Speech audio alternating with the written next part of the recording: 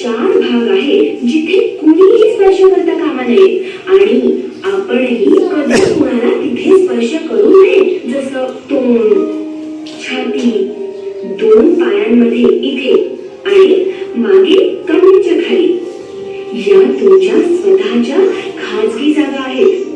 फक्त तीच व्यक्ती जिच्यावर तुमचा संपूर्ण विश्वास आहे, जसं की तुमची आई, तीच फक्त तुम्हाला इथे स्पर्श करू शकते.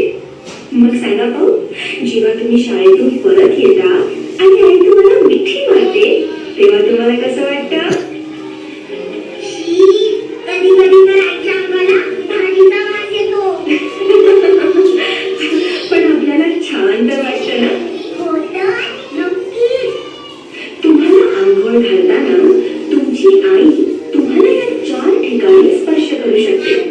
किंवा तुमच्या आई वडिलांदेखत डॉक्टर अंकल तुम्हाला तपासत असतील तेव्हा. अशा प्रकारचा स्पर्श तुम्हाला स्वच्छ आणि सुरक्षित ठेवतो. जेव्हा कोणी प्रेम आणि सांभाळ करणारी व्यक्ती आपल्याला स्पर्श करते तेव्हा आपण त्याला सुरक्षित स्पर्श असं म्हणतो. जर दुसरं कोणी या 4 जागी आपल्याला स्पर्श करत असेल तर ते चुकीचं आहे. तुम्हाला लाज वाटू शकते किंवा भीती आणि निराश देखील वाटू शकतं. कोणी तुम्हाला घाणेरडी चित्र किंवा फिल्म दाखवणं किंवा तुमचे कपडे काढणं किंवा तुमच्या देखत त्यांच्या खाजगी भागांची चाळे करणं, हे सगळं तुमच्यासाठी योग्य नाही आणि